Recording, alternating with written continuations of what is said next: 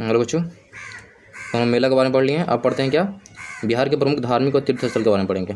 देखिएगा ध्यान से, कौन कौन से धार्मिक स्थल जहाँ पर घूम सकते हो, जा सकते हो, पूजा पाठ कर सकते हो। तो बिहार में हिंदू धार्मिक स्थल कौन कौन से हैं? हिंदू का अलग, सिख का अलग, बाकी सब धर्मों का डिफरेंट डिफरेंट देख लेंगे, ठीक है। तो हिंदू में आप जा सकते हो विष्णुपद मंदिर, गया में है, बहुत इंपॉर्टेंट है, बहुत मस्त जगह है, जा सकते हो। विष्णुपद मंदिर गया। पिता महेर मंदिर, कौन सा? पिता महेर मंदिर, ये भी गया के अंदर है। फिर है अजगैबीनाथ मंदिर, ये सुल्तानपुर के अंदर है, सुल्तानपुर में पड़ता है अजगैबीनाथ मंदिर, यहाँ जा सकते हैं आप। पाटन देवी मंदिर आपको पटना के अंदर मिल जाएगा, यहाँ घूम सकते हैं आप। महावीर मंदिर पटना में है। थावे मंदिर गोपालगंज में है। जानकी मंदिर सीतामढ़ी के अंदर है। गरीबनाथ मंदिर मुजफ्फरपुर के अंदर है। और काली मंदिर मधुबनी के अंदर है। इतने सारे मंदिर जो बहुत इंपॉर्टेंट है, आप घूम सकते हो, हिंदुओं के लिए बेस्ट है। विष्णुपद गया के अंदर, पिता महेर गया, अजगैबीनाथ सुल्तानपुर के अंदर, पाटन देवी पटना, महावीर मंदिर पटना, थावे मंदिर गोपालगंज, जानकी मंदिर सीतामढ़ी, गरीबनाथ मंदिर मुजफ्फरपुर और काली मंदिर मधुबनी, ठीक है। आगे बढ़ते हैं। बिहार के सिख धार्मिक स्थल, जो सिख लोग हैं वो भी घूम सकते हैं बिहार के अंदर, बहुत इंपॉर्टेंट जगह है, जैसे कि गुरुद्वारा पहिलावाड़ा, गुरुद्वारा गोविंद घाट, गुरुद्वारा गुरु का बाग, गुरुद्वारा बाल लीला, गुरुद्वारा हांडी साहिब, गुरुद्वारा टकसानी संगत, गुरुद्वारा पक्की संगत। इतने सारे गुरुद्वारे बनाए गए हैं बिहार के अंदर, यहाँ आप घूम सकते हो। पहला बार, ये नाम इस तरह से समझ रहे हो, गुरुद्वारा का नाम है पहला बारा, गोविंद घाट, गुरुद्वारा गुरु का बाग, गुरुद्वारा बाल लीला, गुरुद्वारा हांडी साहिब, गुरुद्वारा टकसानी संगत, गुरुद्वारा पक्की संगत। ये सारे क्या है, गुरुद्वारा के नाम है। तो यहाँ आप घूम सकते हैं आप। बिहार में बौद्ध धार्मिक स्थल बहुत ज़्यादा है, क्योंकि बौद्ध का भी काफ़ी ज़्यादा प्रकोप रहा है बिहार में अंदर। बिहार में स्थित बौद्ध धार्मिक स्थल बोध गया, इंपॉर्टेंट देखो, जस्ट जिला का नाम है, बोध गया के अंदर मिल जाएगा आपको। नालंदा के अंदर राजगीर, चंपानगर आदि प्रमुख बौद्ध तीर्थ स्थल हैं, याद रहेंगे। बोध गया, नालंदा, राजगीर, चंपानगर। चंपानगर के बाद कहते हैं यह स्थान भागलपुर जिले में स्थित है, और यहाँ भगवान बुद्ध अनेक बार गए थे, बहुत बार ट्रैवल किए हैं चंपानगर के अंदर, इसलिए भागलपुर में चंपानगर आप जा सकते हो। नालंदा बहुत इंपॉर्टेंट है, यह लिखा हुआ है विश्व का पहला आवासीय विश्वविद्यालय था, जहाँ पर अनेक बौद्ध छात्र छात्राएँ क्या करते थे, शिक्षा ग्रहण करते थे। यानी कि आवासीय का मतलब क्या है, वहाँ रह के, घर नहीं जाते थे, बहुत साल तक यहीं रहते थे, शिक्षा लेते थे, उसके बाद जाते थे। तो ये वर्ल्ड का मतलब फर्स्ट हॉस्टल वाला घर था ये, मान के चलो, समझ रहे हो। नेक्स्ट है क्या, केसरिया यहाँ बुद्ध का सबसे बड़ा स्तूप है। ये पूछेगा विश्व में सबसे बड़ा स्तूप कहीं है, तो केसरिया के अंदर है। या वैसे तो राजगीर के अंदर जाना चाहो तो इस स्थान पर भगवान बुद्ध के कई उपदेश दिए थे, इसलिए आप राजगीर भी घूम सकते हैं, ठीक है। तो ये सारी जगह जो है घूमने लायक जगह हैं बौद्धों के लिए, जो बौद्ध धर्म को पालन करते हैं। बिहार में इस्लामिक धार्मिक स्थल भी हैं। यहाँ मुगलों ने आया तो मुगलों ने भी अपना क्या करा, कुछ धार्मिक स्थल बनाया, जैसे बिहार के बिहार शरीफ कहाँ पड़ता है, नालंदा जिले के अंदर पड़ता है। मनेर शरीफ, शेरशाह मस्जिद, फुलवारी शरीफ आदि जो है प्रमुख इस्लामिक तीर्थ स्थल हैं। बिहार में जैन लोगों का काफ़ी वर्चस्व रहा है, तो बिहार में जैन धार्मिक स्थल जैसे कि राजगीर में है। यहाँ जैनियों को विश्व तीर्थंकर मुनि संब्रत का जन्म हुआ था, याद रखना। विश्व तीर्थंकर का नाम भी याद हो गया यहाँ से। ये विश्व तीर्थंकर का नाम क्या था, मुनि सुब्रत नाम था। मुनि सुब्रत का जन्म स्थान जो है राजगीर के अंदर है। पावापुरी में आप चले जाओ, यहाँ जैनियों के अंतिम तीर्थंकर जिसका नाम था महावीर, भगवान महावीर है कि नहीं, इनका निर्वाण प्राप्त किया गया था, निर्वाण प्राप्त किया था, यानी कि नॉलेज वगैरह प्राप्त किया था पावापुरी से। तो यहाँ पावापुरी आप डाल सकते हो। फिर है वैशाली में लिखा हुआ है जैनियों के 24 तीर्थंकर महावीर का जन्म स्थान है वैशाली। जन्म कहाँ हुआ, वैशाली के अंदर हुआ। पावापुरी जा सकते हो और राजगीर जा सकते हो, 3 जो है जैनों के लिए है। तो यहाँ देखो किन किन से धर्म का हो गया, हिंदू हैं, हिंदू के लिए, सिख के लिए है, बौद्धों के लिए है, फिर इस्लामिक लोग हैं, साथ में जैन लोगों के लिए, यानी कि 4-5 धर्मों का यहाँ योगदान रहा है बिहार के अंदर। तो यहाँ आप घूम सकते हैं, क्लियर है। आगे पढ़ लेते हैं। आगे देखिए बच्चों, प्रमुख किलों की बात करते हैं। बिहार के अंदर बहुत सारे किले हैं। तो पहला जो किला आता है रोहतासगढ़ का किला है, रोहतासगढ़, तो ये रोहतासगढ़ जिला के अंदर होगा। रोहतासगढ़ एक किला बिहार के रोहतास जिले में स्थित है। एक प्राचीन किला है। ऐसी मानता है कि इस किले का निर्माण त्रेता युग के अयोध्या के सूर्यवंशी राजा त्रिशंकु के पौत्र मतलब पोता एवं राजा हरि सत्र के पुत्र रोहिताश्राय ने कराया था। देखो इतना लंबा रिलेशन है भाई, मतलब ये समझ लो कि राजा महाराजा, समझ लो अयोध्या उसमें वो करते थे, मतलब राजा महाराजा जानकी वगैरह होते थे ना, उनके समय का ही, मतलब राम जी के समय से पहले का। त्रेता समझ रहे हो ना, त्रेता युग यहाँ है। त्रेता युग में अयोध्या के सूर्यवंशी राजा जिनका नाम था त्रिशंकु के पौत्र एवं राजा हरिश्चंद्र के पुत्र जिनका नाम था रोहिताश्रव ने कराया था। ठीक है, इस किले की परिधि जो है 45 किलोमीटर तक फैली हुई है। 45 किलोमीटर, समझ रहे हो, बहुत लंबा फैला हुआ है। 45 किलोमीटर यहाँ है। इसमें कुल 83 दरवाजे हैं। सोच लो भाई, 83 दरवाजे हैं इस किले के अंदर। रोहतासगढ़ किला आप जा सकते हैं। सासाराम किला, सासाराम शहर बिहार के रोहतास जिले में स्थित है। देखो सासाराम शहर भी जो है ये भी रोहतास जिले में ही पड़ेगा, और रोहतास जिले का ये मुख्यालय भी है। इंपॉर्टेंट रखना है, सासाराम शहर जो है बिहार के रोहतास जिले में स्थित है, और रोहतास जिले का मुख्यालय पूछेगा तो सासाराम है। ठीक है, यहाँ पे आपको मिल जाएगा शेरशाह सूरी द्वारा निर्मित एक किला जिसको बोलते हैं सासाराम का किला। किसके द्वारा बनाया गया था? तो शेरशाह सूरी के द्वारा बनाया गया था। फिर जब घूमिया बिहार के अंदर पलामू किला जाइए। पलामू किला नहीं बता रहे, पलामू घूमने चला गया, तो ये बिहार के अंदर पलामू किला है। पलामू भारत के झारखंड राज्य के उत्तर पश्चिम में झारखंड और बिहार के सीमा पर स्थित है। पलामू कहाँ है? झारखंड और बिहार के बीच में है। ठीक है, यहाँ 2 किले स्थित हैं जो जर्जर स्थिति में है, जिन्हें पुराना किला और नया किला कहा जाता है। 2 किला है तो दोनों का नाम रख दिया, पुराना किला, नया किला नाम रख दिया। ये दुर्ग चिरो राजवंश के राजाओं द्वारा बनवाया गया था। किसके द्वारा? दुर्ग चिरो राजवंश के राजाओं द्वारा। क्लियर है, तो इसको बोलते हैं पलामू किला। आगे किला आपको घूमना है तो आपको चल जाएगा जलालगढ़ का किला। जलालगढ़ किला बिहार राज्य के पूर्णिया जिले में है। ये जलालगढ़ किला, ये जलालगढ़ की जगह है, उसी के नाम पे ये बनाया गया किला, तो जलालगढ़ में स्थित है। इस किले को मुगल कालीन माना जाता है, लेकिन इसके निर्माणकर्ता के बारे में कोई जानकारी है ही नहीं। किसने बनाया, कौन बनाया, कोई जानकारी नहीं है, लेकिन इतना कन्फर्म है कि मुगल के समय बनाया गया था जलालगढ़ का किला।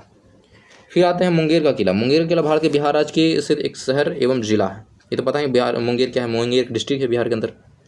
मुंगेर बंगाल के अंतिम नवाब मीर कासिम की राजधानी भी था।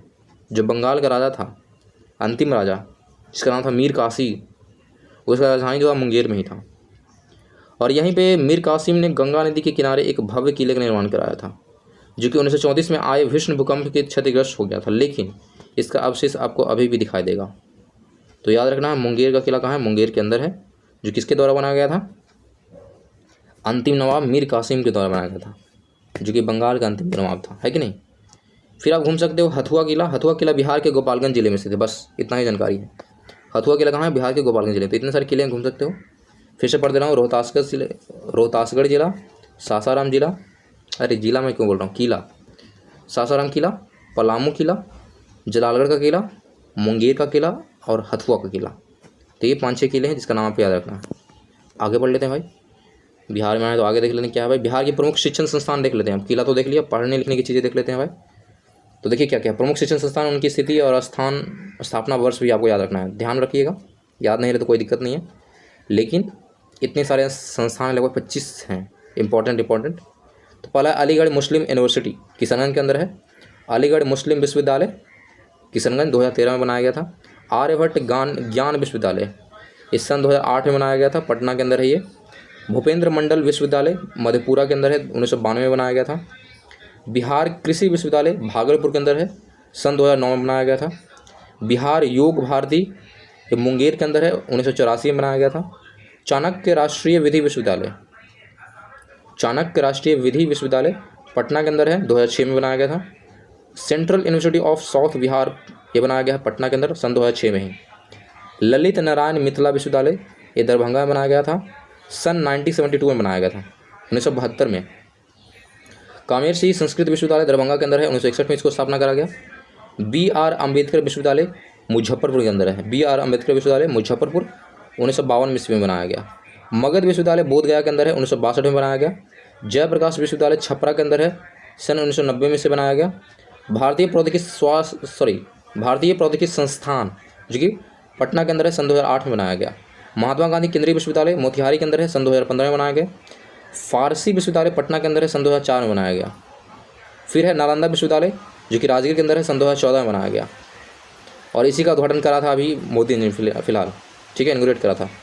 नालंदा मुक्त विश्वविद्यालय पटना के अंदर है, सन 1995 में बनाया गया था, यानी कि 1995 में इसका स्थापना करा गया। पटना विश्वविद्यालय पटना में ही है, सन 1917 में इसका स्थापना करा गया। वीर कुंवर सिंह विश्वविद्यालय आरा के पड़ता है, वीर कुंवर सिंह विश्वविद्यालय आरा में है, सन 1994 में बनाया गया था। वीर कुंवर सिंह ने क्या कहा था, आज़ादी में बहुत बड़ा पार्टिसिपेट किया था, है कि नहीं। 1857 क्रांति में, 1857 की क्रांति में इन्होंने योगदान दिया था अच्छा खासा, है कि नहीं। पाटलिपुत्र विश्वविद्यालय पटना के अंदर है सन 2016 में। देखो पटना विश्वविद्यालय अलग है, पाटलिपुत्र अलग है, तो ध्यान देना है दोनों, लेकिन पटना में है। सन 2016 में बनाया गया था पाटलिपुत्र विश्वविद्यालय। मुंगेर विश्वविद्यालय मुंगेर जिले में अंदर है, 2016 में बनाया गया है। पूर्णिया विश्वविद्यालय ये बनाया गया सन 2016 में, पूर्णिया के अंदर ही है। बिहार पशु विज्ञान विश्वविद्यालय पटना के अंदर सन 2016 में बनाया गया। तिलक मांझी विश्वविद्यालय ये है भागलपुर के अंदर, सन 1960 में बनाया गया था। और राजेंद्र कृषि विश्वविद्यालय ये पूसा एक जगह है, वहाँ बनाया गया है, सन 1970 में बनाया गया था। तो इतनी सारे विश्वविद्यालय हैं, लगभग 25 विश्वविद्यालय हैं बिहार के अंदर। शिक्षण संस्थान बहुत इंपॉर्टेंट है, इसका नाम आपको याद रखना ही चाहिए अगर आप बिहार से हो तो। और जो बाहर वाले थोड़ा देख लीजिए, क्योंकि बिहार में पढ़ने लिखने की चीज़ें बहुत ज़्यादा हैं, लगता नहीं है कि नहीं है, लेकिन हैं बहुत सारे। मैं फिर से सिर्फ नाम पढ़ दे रहा हूँ, स्थापना आप देख लीजिए खुद से। अलीगढ़ मुस्लिम यूनिवर्सिटी है, आर्यभट्ट ज्ञान विश्वविद्यालय पटना, भूपेंद्र मंडल विश्वविद्यालय मधेपुरा, बिहार कृषि विश्वविद्यालय भागलपुर, बिहार योग भारती मुंगेर, चाणक्य राष्ट्रीय विधि विश्वविद्यालय Patna, central university of south Bihar Patna, Lalit Narayan Mithila विश्वविद्यालय दरभंगा, कामेरश्री संस्कृत विश्वविद्यालय दरभंगा, BR अम्बेडकर विश्वविद्यालय मुजफ्फरपुर, मगध विश्वविद्यालय बोधगया, जयप्रकाश विश्वविद्यालय छपरा, भारतीय प्रौद्योगिकी संस्थान पटना, महात्मा गांधी केंद्रीय विश्वविद्यालय मोतिहारी, फारसी विश्वविद्यालय पटना, नालंदा विश्वविद्यालय राजगीर, नंदा मुक्त विश्वविद्यालय पटना, पटना विश्वविद्यालय पटना, वीर कुंवर सिंह विश्वविद्यालय आरा, पाटलिपुत्र विश्वविद्यालय पटना, मुंगेर विश्वविद्यालय मुंगेर, पूर्णिया विश्वविद्यालय पूर्णिया, बिहार पशु विज्ञान विश्वविद्यालय पटना, तिलक मांझी विश्वविद्यालय भागलपुर और राजेंद्र कृषि विश्वविद्यालय ये है पूसा के अंदर। तो ये सारे प्रमुख शिक्षण संस्थान है जिसका नाम आपको याद रखना होगा। साथ में स्थापना भी देख लीजिएगा, ऐसे आपको याद रहेगा, है कि नहीं। आगे पढ़ लेते हैं। आगे आपको पढ़ना है किसके बारे में, हमने पढ़ लिए शिक्षण संस्थान। आप पढ़ते हैं प्रमुख नदियों के बारे में पढ़ते हैं। बिहार की प्रमुख नदियाँ कौन कौन सी है ध्यान दीजिएगा, बहुत इंपॉर्टेंट है, इस तरह की आएंगे बहुत आएंगे। बिहार में बहने वाली प्रमुख नदियों का नाम है जैसे गंगा है, सोन है, गंडक है, कोसी है, घाघरा है, सरयू है, महानंदा, बागमती, अजय, शकरी आदि नदियाँ हैं। फिर से पढ़ दे रहा हूँ, गंगा, सोन, गंडक, कोसी, घाघरा, सरयू, महानंदा, बागमती, अजय और सकरी, क्लियर है। और इसके अलावा भी बहुत सारी नदियाँ हैं, छोटी छोटी नदियाँ हैं, इसका नाम भी नहीं दिखाया गया। गंगा नदी के बारे में पढ़ते हैं। गंगा नदी भागीरथी के नाम से उत्तराखंड में स्थित गंगोत्री हिमानंद निकलती है। गंगा नदी भागीरथी नाम के नाम से निकलती है। गंगा इसको भागीरथी बोलता है, उत्तराखंड में इसको क्या बोलते हैं, गंगा नहीं बोलते, इसको बोलते हैं भागीरथी बोला जाता है। कहाँ से निकलता है तो गंगोत्री की हिमनद से निकलती है। देवप्रयाग में भागीरथी एवं अलकनंदा के संगम के बाद इसे गंगा का नाम दिया जाता है। देवप्रयाग जगह है, यहाँ पे भागीरथी और अलकनंदा नदियाँ मिलती है, तो इसका नाम पड़ जाता है गंगा। गंगा नदी चौसा यानी बक्सर के समीप बिहार में प्रवेश करती है। इंपॉर्टेंट है, कहाँ प्रवेश करता है, इंपॉर्टेंट है, बिहार के अंदर। कहाँ, चौसा एक जगह है बक्सर में, वहाँ से एंटर करती है बिहार के अंदर।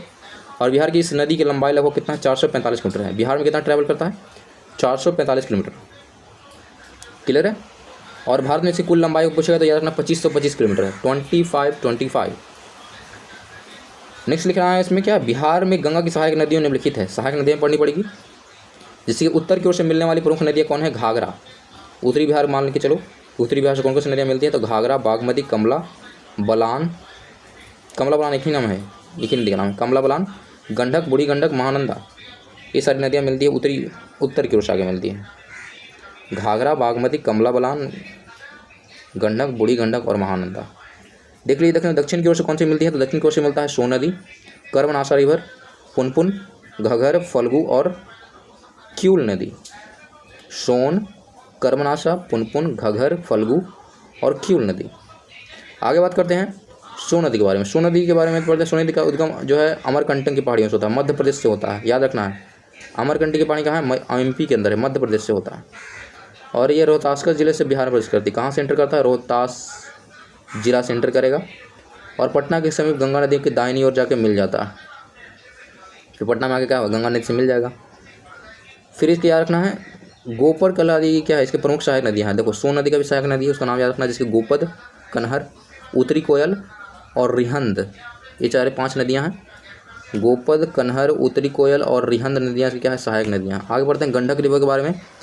गंडक नदी जो है नेपाल से पड़ता है, ऐसा नहीं कि भारत से फ्लो करता है, ये कहाँ नेपाल से निकलता है, नेपाल के अन्नपूर्णा पर्वत से निकलता है। कौन से पर्वत से, अन्नपूर्णा, इंपॉर्टेंट है, ध्यान रखिएगा।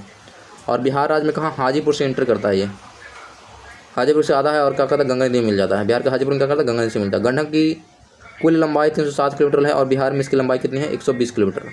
टोटल गंडक की लंबाई पूछेगा कितना, 307 किलोमीटर। और बिहार में कितना, 120 किलोमीटर फ्लो करता है। और हाजीपुर में जाकर मिल जाता है गंडक नदी। किससे मिलता है, गंगा नदी से। आगे बात करते हैं कोसी रिवर, जिसको बोलते हैं क्या, बिहार का शोक नदी भी इसको बोलते हैं। कोसी नदी जो है गोसाईनाथ नेपाल से निकलता है। कहाँ से निकलता है? नेपाल से निकलता है और बिहार के कुर्सेला नामक स्थान से गंगा में मिल जाता है। कौन से स्थान पे? कुर्सेला में जाके क्या करता है? गंगा नदी में मिल जाता है, कुर्सेला। कोसी नदी नेपाल के सप्तकोशिक नाम से जानता है। नेपाल में इसका नाम, दूसरा का नाम क्या है? सप्तकोशिक। और बिहार में इसको क्या बोलते हैं? कोसी नदी बोलते हैं, ठीक है, शॉर्ट फॉर्म में। यह नदी अपना मार्ग बदलने के लिए बहुत प्रसिद्ध है। जब बाढ़ आता है तो कहीं भी ये घूम जाएगा और किसी को भी डुबा देगा ये। इस नदी के प्रतिवर्ष आने वाली भीषण बाढ़ के कारण इसे बिहार का शोक भी कहा जाता है। कोसी नदी कुल लंबाई कितना? तो 720 है। बिहार के अंदर नहीं बल्कि टोटल लंबाई कितना पूछ रहा है, तो टोटल लंबाई कितना है? 720 किलोमीटर है कोसी रिवर की लंबाई। और इसे बिहार का शोक बोलते हैं क्योंकि जहाँ मन करता है वहाँ मुड़ जाता है ये। घाघरा रिवर, जिसको सरयू रिवर ही बोलता है, कन्फ्यूजन नहीं करना, घाघरा और सरयू दोनों एक ही नाम है। घाघरा नदी जो है तिब्बत के पठार एवं मानसरोवर झील के पास स्थित मोपचुंग हिमनद से निकलती है। याद रखना, मानसरोवर झील के पास एक पठार है, तिब्बत के पठार, एक जगह का नाम है मोपचुंग हिमनद, वहीं से निकलता है और बिहार के छपरा के निकट गंगा में जाकर मिल जाता है। छपरा में जाएगा और बिहार के गंगा में जाकर मिल जाएगा, ठीक है। तो घाघरा भी जो है बिहार से फ्लो करती है। बिहार में इसकी कुल लंबाई बुझाए तो 83 किलोमीटर है और कुल लंबाई इसका कितना है? 1180 किलोमीटर, बहुत ज़्यादा लंबा है। 1180 किलोमीटर टोटल लंबा है, लेकिन बिहार में ऑलरेडी 83 किलोमीटर फ्लो करता है। आगे बात करते हैं कर्मनाशा रिवर। कर्मनाशा नदी के बारे में बताइए यार, नदी क्या है? कैमूर जिले से। देखो कर्म फॉर क्या, कैमूर, कर्मनाशा या कैमूर, नाम मैच कर रहा है। तो कैमूर जिले के अखाड़ा एवं भगवानपुर से तो कैमूर पहाड़ी से निकलती है। देखो कैमूर जिला से निकलता है भाई। कैमूर के अखाड़ा एवं भागलपुर स्थित कैमूर के पहाड़ी से निकलती है और चौसा के समीप गंगा नदी में जाकर मिल जाती है। चौसा में जाकर करता है? गंगा नदी में लिपट जाएगा ये। नेक्स्ट पढ़ते हैं महानदी नदी, महानंदा। महानंदा जो है ये दार्जिलिंग यानी पश्चिम बंगाल स्थित मलका दिया राम पहाड़ी से निकलती है और बिहार के कटिहार में गंगा नदी से मिल जाती है। देखो कहाँ से निकल रहा है ये दार्जिलिंग से निकल रहा है। दार्जिलिंग के चाय पियो ना तो वहीं से निकलता है। महानंदा नदी जो है दार्जिलिंग जो कि पश्चिम बंगाल में स्थित है के मकल दिया राम पहाड़ी से निकलता है और बिहार के कटिहार में जाकर गंगा नदी में मिल जाता है। इस नदी की कुल लंबाई जो है 307 किलोमीटर है। कितना? 307 किलोमीटर। नेक्स्ट रिवर की बात करते हैं तो बागमती रिवर, ये भी फ्लो करता है बिहार के अंदर। बागमती नदी नेपाल में स्थित हिमालय की महाभारत श्रेणियों में से निकलती है। क्या बात है? कहाँ से निकलता है? नेपाल से निकलता है और हिमालय के महाभारत श्रेणी से निकलता है बागमती। इस नदी के तट पर काठमांडू अवस्थित है। याद रखना, इसके तट पे ही काठमांडू है। नेपाल की राजधानी काठमांडू है ना, इसके ही तट पे है। नेपाल का सबसे पवित्र तीर्थ स्थल पशुपतिनाथ मंदिर भी इसी किनारे पर स्थित है, यानी कि इसी मंदिर के मतलब इसी नदी के किनारे पर स्थित है, बागमती नदी के किनारे। कौन सा? पशुपतिनाथ का मंदिर जो है। नेपाल के बाद यह नदी बिहार में प्रवेश करती है और इसकी कुल लंबाई जो है 597 किलोमीटर है। कितना? 597 किलोमीटर, लगभग मान के चलो 600 किलोमीटर। बिहार की प्रमुख नदियाँ और उसके उद्गम स्थल के बारे में थोड़ा सा एक बार शॉर्ट में देख लेते हैं। जैसे गंगा नदी कहाँ से निकलता है? गंगोत्री हिमनद उत्तराखंड से निकलता है। सोन नदी जो है अमरकंटक के पहाड़ियों से निकलता है, मध्य प्रदेश से। गंडक नदी जो निकलता है अन्नपूर्णा पर्वत से निकलता है, नेपाल के अंदर है। कोसी नदी जो निकलता है गोसाईनाथ से निकलता है, जो कि नेपाल में ही स्थित है। घाघरा की बात करते हैं तो घाघरा जो है सरयू नदी, इसका दूसरा नाम है। ये आपका निकलता है मोपचुआंग हिमनद से। और मोपचुआंग हिमनद जो है जब लिखा गया कहाँ, देखो किसके बारे में बात कर रहे थे हम लोग? घाघरा और सरयू के बारे में बात कर रहे थे। कहाँ निकलता है ये? तिब्बत के पठार और मानसरोवर झील के पास से निकलता है। क्लियर है? मोपचुआंग हिमनद से। कर्मनाशा नदी कैमूर की पहाड़ियों से निकलता है। महानंदा नदी ये है मकलदिया राम पहाड़ी से निकलता है, जो कि दार्जिलिंग पश्चिम बंगाल के अंदर है। बागमती नदी, तो बागमती निकलता है महाभारत श्रेणी, जो कि नेपाल के अंदर है, वहाँ से निकलता है। फिर है बूढ़ी गंडक नदी, बूढ़ी गंडक जो है सोमेश्वर की पहाड़ियों से निकलता है। फल्गु रिवर छोटा नागपुर पठार से निकलता है, छोटा नागपुर पठार से निकलता है। और अजय नदी जो निकलता है ये बटपाड़ से निकलता है, जमुई जिले के अंदर पड़ता है ये बटपाड़, वहीं से निकलता है अजय नदी। तो ये सारी नदियाँ हैं, उसके उद्गम स्थल हैं, जो कि ध्यान में रखना है आपको, ठीक है। आगे पढ़ लेते हैं, नदियों के बारे में पढ़ लिया। आगे बढ़ते हैं, बिहार के नदियों के किनारे बसे प्रमुख शहरों के बारे में पढ़ लेते हैं। कौन कौन शहर? बिहार में बहने वाली प्रमुख नदियों के बारे में बता दिया था। गंगा है, सोन है, गंडक है, कोसी, घाघरा, सरयू, महानदी, बागमती, अजय और सकरी है। इसके किनारे में कौन कौन है देख लेते हैं। शहर में आते हैं और यहाँ नदियों का नाम लिखा गया है। तो पहला शहर है पटना। पटना जो है गंगा किनारे है। बक्सर जो है ये भी गंगा नदी किनारे है। मुकामा ये भी गंगा किनारे है। भागलपुर ये भी गंगा किनारे है। मुंगेर ये भी गंगा किनारे है। यानी देख लो कौन कौन शहर है। पटना, बक्सर, मुकामा, भागलपुर एंड मुंगेर, फिर से पढ़ दे रहा हूँ, पटना बक्सर मोकामा भागलपुर एंड मुंगेर, ये सब के सब क्या है, गंगा किनारे बसा हुआ। फिर हाजीपुर जो है गंडक नदी किनारे है, सोनपुर जो ये भी गंडक किनारे है, मुजफ्फरपुर ये भी गंडक किनारे है। क्लियर है? हाजीपुर, सोनपुर और मुजफ्फरपुर, हाजीपुर, सोनपुर एंड मुजफ्फरपुर सब के सब गंडक किनारे हैं। और एक लास्ट बचता है गया, गया जो है फल्गु नदी किनारे है। कौन सा नदी? तो फल्गु नदी किनारे। तो ये सारे शहरों का नाम है और कौन कौन किनारे बसा हुआ ये देख लेना। आगे देख लिए बच्चों, आगे हम पढ़ते हैं। प्रमुख नदी की बात है, बिहार के किनारे प्रमुख शहर तो पढ़ लिया हमने। अब मान लेते हैं बहुत सारे बांध बनाए गए नदियों के ऊपर, तो बांध भी तो पढ़ना जरूरी है ना। तो पहला आता है कोसी परियोजना। कोसी परियोजना बिहार के प्रमुख नदी घाटी परियोजना में से एक है। कोसी नदी पर बनी कोसी परियोजना का स्थापना जो है 1953 में की गई थी, जो कि 1965 में बनकर तैयार हुआ। इंपॉर्टेंट है, स्थापना कब हुआ? कोसी परियोजना का स्थापना हुआ था 1953 में, बनकर तैयार कब हुआ तो ये पूछेगा तो 1965 में। याद रखना है, कोसी परियोजना 1953 में स्थापना, तैयार हुआ 1965 में। गंडक परियोजना भी है, ये बहुत सारी परियोजनाएं हैं, घाटी परियोजनाएं, मतलब कोसी से बचने के लिए बनाया गया था परियोजना है कि नहीं, कि बाढ़ आए तो बाढ़ से बचा जाए। फिर गंडक परियोजना यह भारत और नेपाल में संयुक्त परियोजना है, यानी कि गंडक जो है फ्लो करता है कहाँ से? नेपाल से फ्लो करता है। तो भारत मतलब बिहार और नेपाल मतलब मिला के, भारत और नेपाल मिला के बनाया गया परियोजना। इसके लिए भारत और नेपाल ने 20 दिसंबर 1959 यानी कि 1959 ईस्वी में समझौता हुआ था और 1960 में यह बांध का निर्माण कार्य प्रारंभ किया गया था। और इस परियोजना का लाभान्वित जो है बिहार राज्य, उत्तर प्रदेश और नेपाल राज्य, 3 लोग से लाभ हुआ। समझ गए? तो गंडक परियोजना और कोसी परियोजना बिहार के अंदर 2 परियोजनाएं हैं। अब बात करते हैं बिहार के अंदर बहुत सारे प्रमुख बांध बनाए गए, कौन कौन से रिवर के ऊपर है ये भी इंपॉर्टेंट है, तो ये सब याद रखिएगा। तो पहला देखिए है बांध का नाम, दूसरा तरफ लिखा हुआ है किस नदी पे है इसे। तो पहला बांध का नाम है अजन बांध। अजन बांध है अजन नदी के ऊपर। बधुआ बांध बधुआ नदी। बरनार बांध जमुई नदी। ये इंपॉर्टेंट है, कुछ नाम जो है फिक्स है, सेम है, लेकिन बहुत सारे नाम डिफरेंट होने वाले हैं। अजन बांध अजन नदी, बधुआ बांध बधुआ नदी, बरनार बांध जमुई नदी, भासकुंड बांध भासकुंड नदी, बिलासी बांध बिलासी नदी, चंदन बांध चंदन नदी, दुर्गावती बांध दुर्गावती नदी, गायघाट बांध मुंगेर नदी, गायघाट बांध मुंगेर नदी, जो बांध जोबू नदी, जो बांध जोबू नदी। देखो नाम से ही फिक्स लग रहा है, जोब जोबू। खड़गपुर झील बांध मान नदी, मोरबी बांध मोरबी नदी, नागी बांध नागी नदी, नकटी बांध नकटी नदी, ओरहनी बांध ओरहनी नदी, फुलवरिया बांध तिलया नदी और सिंधवारनी बांध इम्मान नदी। फिर श्रीखंडी बांध लास्ट में और श्रीखंडी नदी। तो बहुत सारे जो बांध हैं नाम जो है ये आपके नदी के नाम पे, तो उसको याद करना छोड़ दो, उसको याद करो ही, बाकी जो एक्स्ट्रा है उसको याद करो। जैसे कि बरनार बांध कहाँ है? जमुई नदी पे है। क्लियर है? बरनार बांध याद रखो। फिर आप याद रखो यहाँ भासकुंड है, वहाँ बासकुंड है, ये थोड़ा सा याद रखना है। भासकुंड बांध बासकुंड नदी के ऊपर। फिर आप याद रखने वाले हो गायघाट बांध याद रखो, गायघाट बांध जो है मुंगेर नदी के ऊपर है।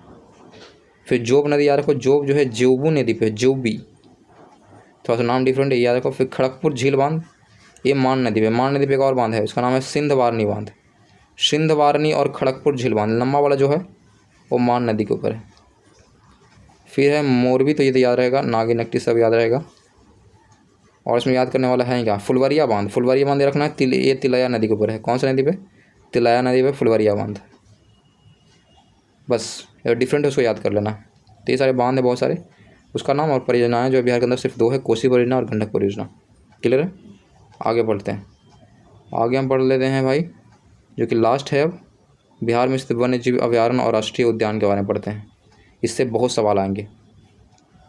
बिहार में केवल 1 राष्ट्रीय उद्यान है और 12 वन्य जीव अभयारण्य हैं। राष्ट्रीय उद्यान का जो मतलब होता है सबसे बड़ा होता है, मतलब उसका वैल्यू ज़्यादा है एज कम्पेयर टू वन्य जीव अभयारण्य। तो बिहार में केवल कितना है? 1 राष्ट्रीय उद्यान है और 12 वन्य जीव अभयारण्य है। क्लियर है? तो पहले पढ़ लेते हैं बात के राष्ट्रीय उद्यान के बारे में। तो राष्ट्रीय उद्यान का नाम क्या है? वाल्मीकि राष्ट्रीय उद्यान, जो कि सिर्फ और सिर्फ 1 है। वाल्मीकि राष्ट्रीय उद्यान बिहार के राज्य के पश्चिमी चंपारण जिले में स्थित है और यह पार्क देश एक गंगा के मैदानी इलाके में स्थित है। और यह अभयारण्य का कुल क्षेत्रफल लगभग कितना है? 545 वर्ग किलोमीटर है। इसमें 1978 में वन्य जीव अभयारण्य घोषित किया गया था और यह उद्यान मुख्य रूप से बंगाल टाइगर के लिए प्रसिद्ध है। बंगाल टाइगर के लिए काफ़ी फेमस है। स्थापना याद रखना है, 1978 में इसको स्थापित किया गया था, 1978। क्लियर है? और 545 वर्ग किलोमीटर का एरिया है, बंगाल टाइगर के लिए फेमस है और पश्चिमी चंपारण के अंदर है। 4 पॉइंट तो यही है बस। आगे बढ़ते हैं। बिहार के वन्य जीव अभयारण्य के बारे में पढ़ते जो कि कुल कितने हैं, 12। 12 का नाम याद रखना बहुत ज़रूरी है, ये नहीं कि याद कर लिए कुछ नहीं, 12 का नाम याद रखना पड़ेगा आपको। कौन से जिला में ये भी याद रखना पड़ेगा। क्षेत्रफल याद न रखो, कोई इंपॉर्टेंट नहीं है। पहला है भीम बांध वन्य जीव अभयारण्य। भीम बंध वन्य जीव अभयारण्य जो है मुंगेर में पड़ता है, 681 वर्ग किलोमीटर फैला हुआ है। गौतम बुद्ध पश्चिम बिहार, गया के अंदर है, गौतम बुद्ध के नाम पे है क्योंकि बुद्ध जी कहाँ थे, ज्ञान लिए थे, गया के अंदर। तो गौतम बुद्ध पश्चिम बिहार ये है, लगभग 259 वर्ग किलोमीटर फैला हुआ है, 259 वर्ग किलोमीटर में पक्षियों के लिए है ये। कंवर झील वन्य जीव अभयारण्य, कंवर झील ये बेगूसराय के अंदर है, 63 वर्ग किलोमीटर फैला हुआ है। कैमूर वन्य जीव अभयारण्य ये रोहतास जिले के अंदर है, 1342 वर्ग किलोमीटर, सबसे ज़्यादा यही लिख रहा है, 1342 वर्ग किलोमीटर फैला हुआ कैमूर वन्य जीव अभयारण्य। फिर है नागी बांध पश्चिम बिहार, ये जमुई के अंदर है, नागी बांध पश्चिम बिहार जमुई, ये ओनली 8 किलोमीटर लगभग मान के चलो, 7.91 वर्ग किलोमीटर है। नकटी डैम एवं वन्य जीव अभयारण्य जमुई की, देखो नागी और नकटी दोनों को जिसको दिए अथी में एडअप करा गया है, क्या बोलते हैं इसको, हेरिटेज में ऐड करा गया है ना, नागी नकटी को ऐड करा गया हाल फिलहाल में, हमने करंट में आपको बताया भी था। ठीक है, तो नकटी डैम वन्य जीव अभयारण्य जो है जमुई के अंदर है, 3.32 वर्ग किलोमीटर फैला हुआ है। पंत जो कि राजगीर के अंदर है, पंत वन्य जीव अभयारण्य नालंदा में पड़ता है ये है 36.84 वर्ग किलोमीटर, पंत वन्य जीव अभयारण्य। फिर है उदयपुर वन्य जीव अभयारण्य, ये पश्चिम चंपारण के अंदर है, उदयपुर वन्य जीव अभयारण्य 8.87 वर्ग किलोमीटर फैला हुआ है। वाल्मीकि वन्य जीव अभयारण्य पश्चिमी चंपारण के अंदर ही है। देखो वाल्मीकि राष्ट्रीय उद्यान अलग है और वाल्मीकि वन्य जीव अभयारण्य अलग है, तो ध्यान देना ये सब बात। ये 880 वर्ग किलोमीटर फैला हुआ है। विक्रमशिला डॉल्फिन वन्य जीव अभयारण्य, विक्रमशिला देखो बिहार में सबसे ज़्यादा डॉल्फिन पाया जाता है भाई, पूरे भारत में सबसे ज़्यादा डॉल्फिन कहाँ, तो बिहार के अंदर ही। तो विक्रमशिला डॉल्फिन वन्य जीव अभयारण्य जो है भागलपुर के अंदर है, जो कि ओनली 0.5 किलोमीटर फैला हुआ है, वर्ग किलोमीटर फैला हुआ है। 0.5 किलोमीटर लंबा दिखाया गया ये, मतलब नदी के क्षेत्र में है। डॉल्फिन वन्य जीव अभयारण्य भागलपुर। बरेला झील सालीम अली पक्षी वन्य जीव है, बरेला झील सालीम अली पक्षी वन्य जीव अभयारण्य ये वैशाली के अंदर है, 1.96 वर्ग किलोमीटर फैला हुआ है। कुशेश्वर स्थान पक्षी वन्य जीव अभयारण्य ये दरभंगा के अंदर है, लगभग 29.17 किलोमीटर फैला हुआ है, वर्ग किलोमीटर फैला हुआ है, 29.17 वर्ग किलोमीटर। देखो अब एरिया याद रखना जरूरी नहीं है, सिर्फ याद रखो नाम के कौन कहाँ है। तो भीम बांध वन्य जीव अभयारण्य मुंगेर, गौतम बुद्ध पश्चिम बिहार गया, कंवर झील वन्य जीव अभयारण्य बेगूसराय, कैमूर वन्य जीव अभयारण्य रोहतास, नागी बांध पश्चिम बिहार जमुई, नकटी डैम वन्य जीव अभयारण्य जमुई, पंत वन्य जीव अभयारण्य या राजगीर वन्य जीव अभयारण्य नालंदा, उदयपुर वन्य जीव अभयारण्य पश्चिमी चंपारण, वाल्मीकि वन्य जीव अभयारण्य पश्चिमी चंपारण, विक्रमशिला डॉल्फिन वन्य जीव अभयारण्य भागलपुर, बरेला झील शालिम अली पक्षी जीव अभयारण्य वैशाली, कुशेश्वर स्थान पश्चिम वन्य जीव अभयारण्य ये है आपके दरभंगा के अंदर। तो ये थे आपके पूरे बिहार के बारे में हमने आज पढ़ लिया। हमने क्या क्या नहीं पढ़ा, देखो सारी चीज़ खत्म कर दी हमने। बिहार का वन्य जीवन पढ़ा, प्रमुख बांध हम लोग पढ़ लिए, नदी किनारे बसे शहर पढ़ लिए, कौन कौन सी नदियाँ फ्लो करती है, शिक्षण संस्थान के बारे में पढ़ लिए, बिहार के प्रमुख किलों के बारे में पढ़ लिए, बिहार के प्रमुख धार्मिक तीर्थ स्थल के बारे में हमने पढ़ा है। फिर वहाँ के मेले और त्यौहार के बारे में पढ़ा, बिहार की कला और संस्कृति को जाना, जैसे कि नाच गान, बिहार के कृषि और पशुपालन को देखा हमने, बिहार के इतिहास को जाना, आधुनिक मध्य और प्राचीन तीनों को जाना, जनगणना को देखा थोड़ा सा, प्रमुख खनिज के बारे में जाना, यहाँ के वन कैसे हैं उसके बारे में जाना, समान ज्ञान जो छोटी मोटी चीज़ें थी फिक्स स्टैटिक हो जाना, बिहार को थोड़ा बहुत जाना। फिर बिहार के मुख्यमंत्रियों की सूची को देखा, जो पहला दूसरा और लास्ट वाला देखा हमने। बिहार के पर्यटन स्थल को थोड़ा सा देखा, बिहार के सांस्कृतिक जीवन को भी थोड़ा देखा, प्राचीन शिक्षा केंद्र देखे हैं, बिहार शिक्षा के बारे में पढ़ा कि क्या लेवल है यहाँ के, परिवहन कैसा है, अर्थव्यवस्था कैसा है, भूगोल कैसा है, इतिहास कैसा है, और हमने बिहार का परिचय भी दिया। तो टोटल हम बिहार को ख़त्म कर चुके हैं। इसको अच्छे से रिवाइज कर लीजिए, पूरा बिहार आपको कंप्लीट हो जाएगा। ठीक है, आज के लिए इतना ही, धन्यवाद।